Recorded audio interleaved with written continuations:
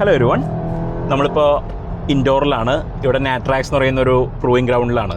നമ്മൾ വളരെ ഇമ്പോർട്ടൻ്റ് ആയിട്ടുള്ളൊരു വണ്ടി ഓടിക്കാൻ വേണ്ടി വന്നേക്കുകയാണ്. ഇമ്പോർട്ടൻ്റ് എന്ന് പറയുമ്പോൾ ഇതൊരു എന്തൂസിയാസ്റ്റ് കാറാണ്. ചാനൽ കാണുന്ന നിങ്ങൾക്കും എനിക്കും വളരെ ഇമ്പോർട്ടൻ്റ് ആയിട്ടുള്ള വണ്ടിയാണ്. This is the golf GTI.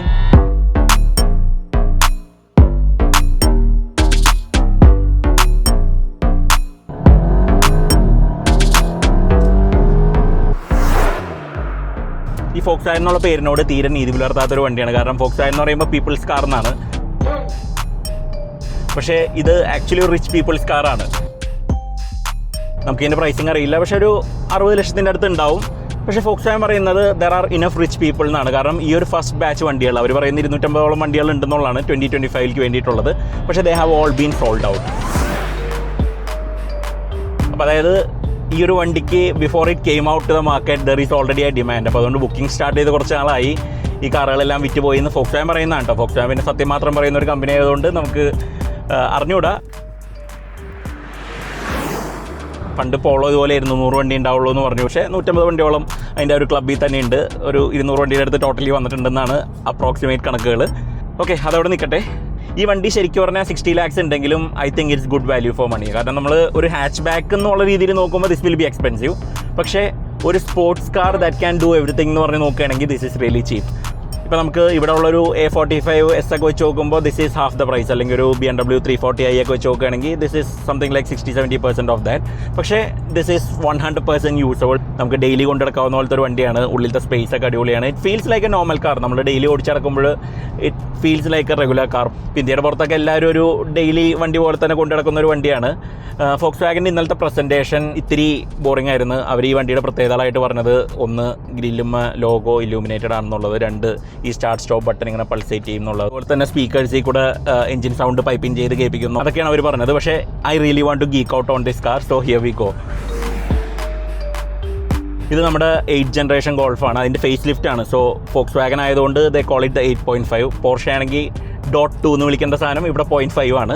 7th generation ഗോൾഫിനെ ബേസ്ഡ് ആണ് ഓൾമോസ്റ്റ് ഈ വണ്ടിയുടെ പല മെക്കാനിക്കൽ ബിറ്റ്സും ഒക്കെ. ഇവർ ഇതിന് കുറച്ചൊന്ന് റീസ്കിൻ ചെയ്തു, കുറേ പുതിയ ടെക്നോളജി ആഡ് ചെയ്തു എന്നുള്ളൂ. ബട്ട് എൻറ്റയർലി ആ ഒരു ഷാസി മുഴുവനായിട്ട് അങ്ങ് മാറ്റിയില്ല. MQB EVO എന്ന് പറയുന്ന ആ ഒരു പ്ലാറ്റ്ഫോമാണ് ഈ വണ്ടിയിൽ യൂസ് ചെയ്യുന്നത്. പണ്ട് അറൗണ്ട് 8 ബില്യൺ ഒക്കെ സ്പെൻഡ് ചെയ്തിട്ടാണ് അവർ ആ ഒരു ഷാസി ഡെവലപ്പ് ചെയ്തത്. സോ അതിൻ്റെ ഗുണങ്ങളൊക്കെ ഉള്ളതുകൊണ്ട് they didn't want to change any of that. ഈ ഒരു generation the Mark 8 when it came out കുറച്ച് ഡിസപ്പോയിൻറ്റിംഗ് ആയിരുന്നു. കാരണം ഫോക്സ്വാഗൻ എന്തൂസിയാസ്റ്റുകളൊക്കെ അന്ന് Mark 7 അത്രയും സംഭവമാണെന്ന് പറഞ്ഞിരുന്ന ഒരു പോയിന്റിലാണ് Mark 8 വരുന്നത്. And this car was a disappointment initially. കാരണം quality levels came down.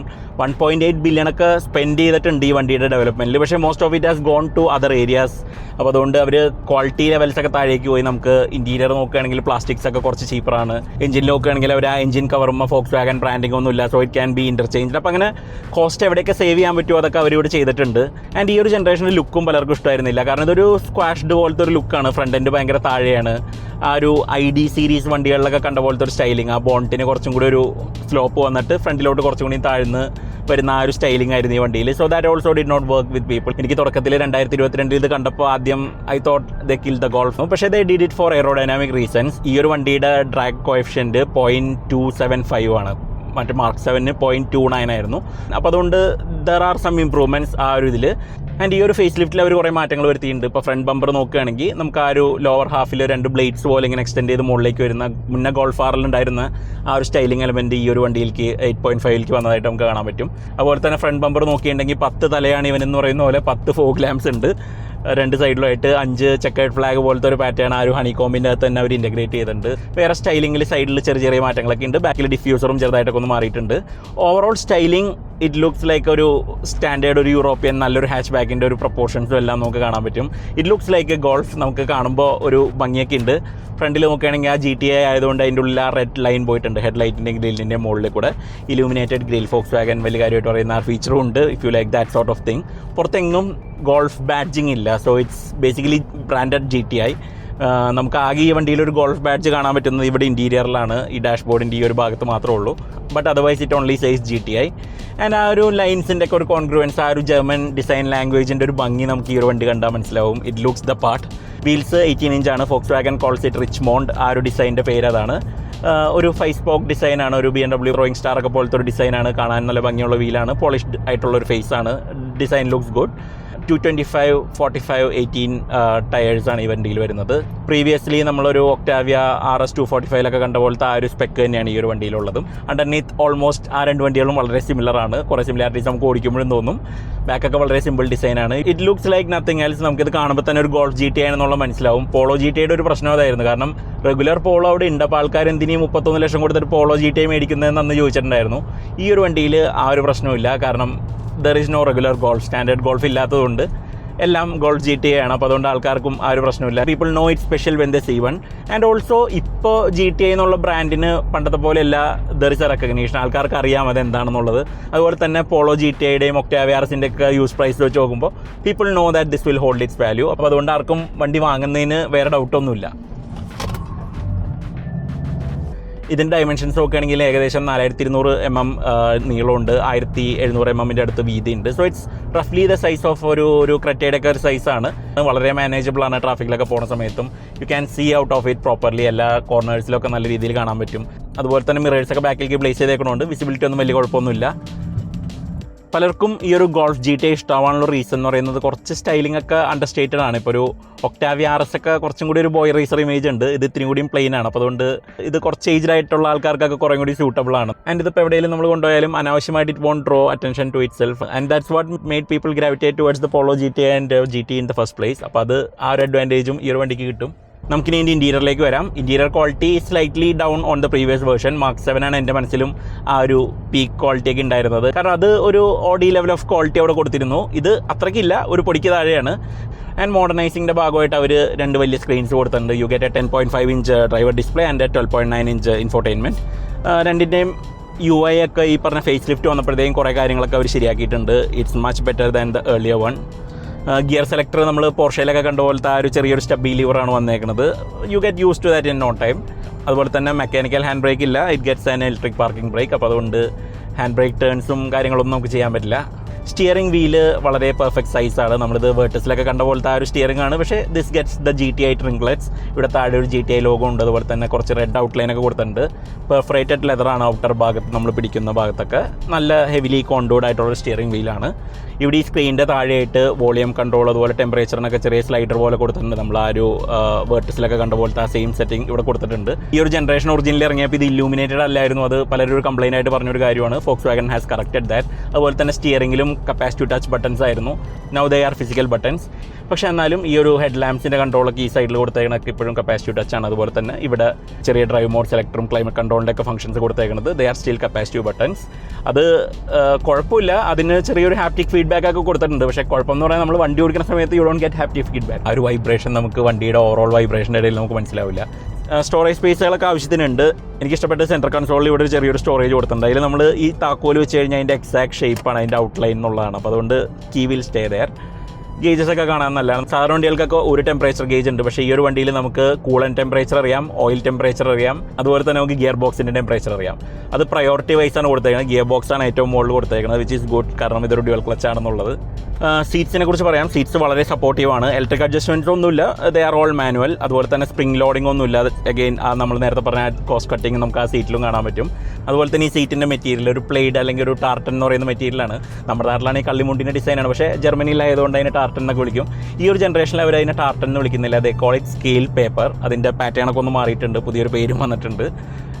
Seats actually multiple materials ആണ്. ഇവിടെ ഔട്ടറിൽ നോക്കുകയാണെങ്കിൽ നമുക്ക് ഫാബ്രിക് ഉണ്ട്, ഇതിൻ്റെ ഉള്ളിൽ ചെറിയൊരു അൽക്കൻഡാര ഉണ്ട്. Then you get the scale paper. And ബാക്കിൽ നോക്കുകയാണെങ്കിൽ ഇവിടെ റെഡ് കളറിൽ ലെതർ കൊടുത്തിട്ടുണ്ട്. എപ്പോഴും GTIയുടെ സീറ്റ്സ് ബ്ലാക്കും റെഡും ആണ്. പക്ഷേ ഈ ഒരു വണ്ടിയിൽ ദേ ആർ നോട്ട് ബ്ലാക്ക്. കുറച്ചൊരു ഗ്രേ പോലത്തെ ഒരു കളറാണ്. അതും ഒരു നരച്ച പോലത്തെ ഒരു ലുക്ക് നമുക്ക് കാണുമ്പോൾ പെട്ടെന്ന് തോന്നുന്നുണ്ട്. പക്ഷേ നമ്മൾ ശ്രദ്ധിച്ചു കഴിഞ്ഞാൽ നമുക്ക് മനസ്സിലാവുള്ളൂ. ഓവറോൾ പ്ലാസ്റ്റിക്സ് ഒക്കെ ക്യാബിൻ്റെ ഈ ഒരു അപ്പർ പാർട്ടിലൊക്കെ കുഴപ്പമില്ല, സോഫ്റ്റ് ടച്ച് മെറ്റീരിയൽസ് ഒക്കെയാണ്. പക്ഷേ ഡാഷ് ബോർഡിൻ്റെ ലോവർ ഹാഫിലൊക്കെ കുറച്ച് സ്ക്രാച്ചി പ്ലാസ്റ്റിക്സ് നമുക്ക് കാണാൻ പറ്റും, which was never there in the previous Golf GTIs. Back seat സ്പേസും വളരെ നല്ലതാണ്. നമുക്ക് ആ സീറ്റിലിരിക്കുമ്പോൾ യു ക്യാൻ ബി കംഫർട്ടബിൾ. ഒരു ഫാമിലി കാർ എന്നുള്ള രീതിയിൽ this car is really good. സീറ്റിൽ മിഡിൽ ആംറസ്റ്റ് ഒക്കെ വരുന്നുണ്ട്. ഇവിടെ നമുക്ക് AC കൺട്രോൾസ് ഒക്കെ ഉണ്ട്.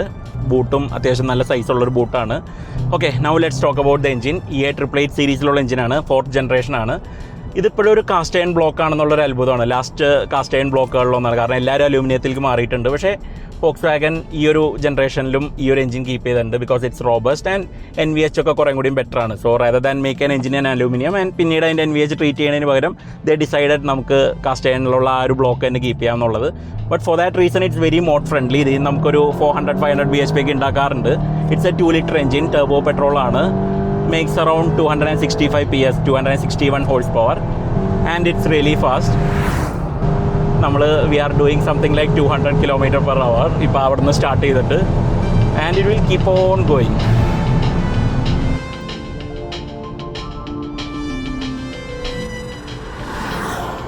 So Volkswagen ക്ലെയിം ചെയ്യുന്നത് 0 to 100 5.9 സെക്കൻഡ്സിലാണ്. Top speed is around 267. നമ്മളിപ്പോൾ ഇവിടെ ഫാസ്റ്റായിട്ടൊക്കെ ഓടിച്ചിട്ടുണ്ടായിരുന്നു. And it's a very willing engine, വളരെ റേവ് ഹാപ്പിയാണ്. ഈവൻ 6000 RPM റെഡ് ലൈൻ വരെയൊക്കെ അത് ഫുൾ പവർ തന്നെ ഡെലിവറി ചെയ്യുന്നുണ്ട്. So it's really fast. It's mated to 7 speed DSG. So equally fast ഷിഫ്റ്റുകളൊക്കെ നമുക്ക് കിട്ടുന്നുണ്ട്. സ്റ്റിയറിംഗിൻ്റെ ബാക്കിൽ പാഡൽസ് ഒക്കെ ഉണ്ട്. ഓക്കെ, നമുക്കിനൊന്ന് ലോഞ്ച് ചെയ്ത് നോക്കാം. സോ ട്രാൻസ്മിഷൻ ഇൻ സ്പോർട്ട്, അത് കഴിഞ്ഞിട്ട് I go to the touch screen. ഇവിടെ ചെന്ന് ESC സെലക്ട് ചെയ്തിട്ട് ESC സ്പോർട്ട് സെലക്ട് ചെയ്ത് കഴിഞ്ഞാൽ okay, now I'm ready to launch. ഞാൻ ആക്സിലറേറ്റർ കൊടുക്കുന്നു, ബ്രേക്ക് കൊടുക്കുന്നു, launch control program active, and there we go.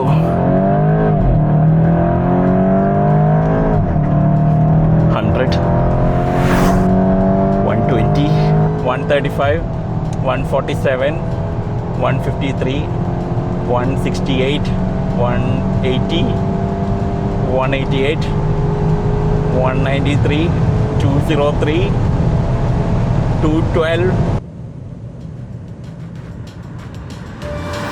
Performance വേറൊരു ലെവലിലാണ്. It pics up speed like anything.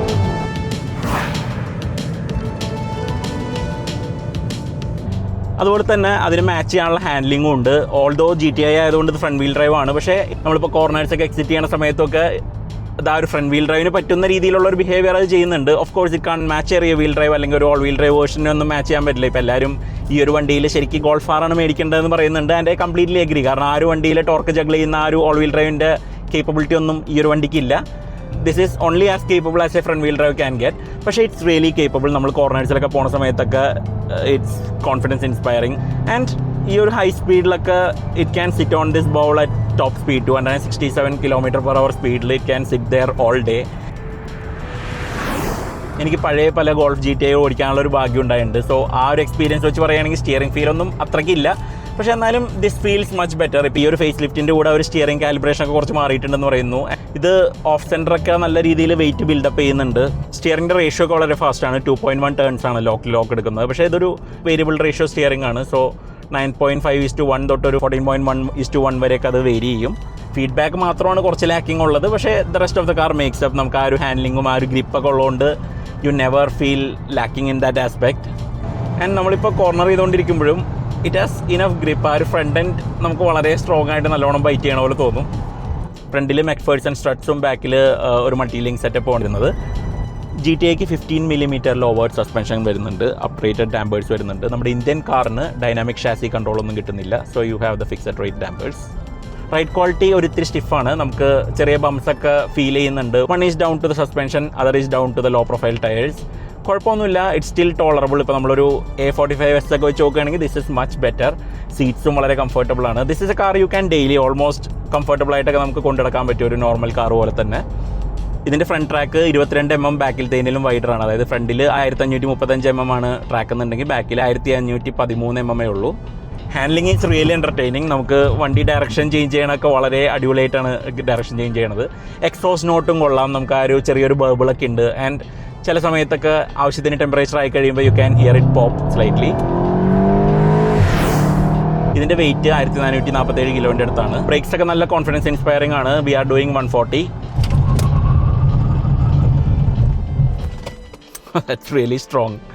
ഫ്രണ്ടിൽ 13.4 ഇഞ്ച് റോട്ടേഴ്സും ബാക്കിൽ 12.2 ഇഞ്ച് റോട്ടേഴ്സും ആണ്. So they are pretty big discs. ആ ഒരു വീലിൻ്റെ അകത്ത് നല്ല സൈസിൽ അക്കോമഡേറ്റ് ചെയ്തിട്ടുണ്ട്. ടയർ സൈസ് 225, 45, 18 ആണ്. ഈ Richmond wheels they are 18/7.5J. അപ്പോൾ അതായത് അഡിക്വേറ്റ് വിഡ്ത്ത് ആണ്. But you can go for 19 inch if you want. പല വേർഷൻസിലും പുറത്തൊക്കെ അവൈലബിൾ ആണ്.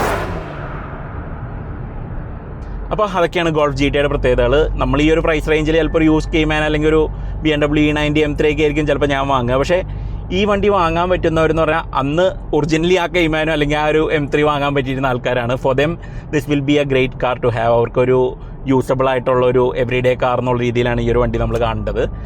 So if you are lucky enough to own one, this is one of the best cars you will get in this price range from this manufacturer. A45S എൻ്റെ favourite കാറുകളിലൊന്നാണ്. Now there is a new favourite. അത്രയും price ഇല്ലാത്ത കുറേ കൂടി usable ആയിട്ടുള്ളൊരു വണ്ടിയാണ് ഇപ്പോൾ ഈ വന്നേക്കുന്നത്. And hot hatches are something else. അപ്പോൾ നമുക്ക് എന്തെങ്കിലും ഇതൊന്ന് റോട്ടിലും കൂടി ഒന്ന് പ്രോപ്പറായിട്ടൊന്ന് ഓടിക്കണം, ഒരു എവറിഡേ കാർ പോലെ കൊണ്ടുനടക്കണം എന്ന് എനിക്കൊരു ആഗ്രഹമുണ്ട്, which we will do at some point. എന്തായാലും ഈ വീഡിയോ നിങ്ങൾക്ക് ഇഷ്ടമായെന്ന് കരുതുന്നു. നിങ്ങൾക്ക് ഈ വണ്ടിയിൽ ഇഷ്ടമായത് ഇഷ്ടമാവാത്തതൊക്കെ എന്താണെന്നുള്ളതൊന്ന് കമൻസിൽ അറിയിക്കുക. നമുക്ക് മറ്റൊരു വീഡിയോ ആയിട്ട് വേറൊരു ദിവസം കാണാം. Thanks for watching.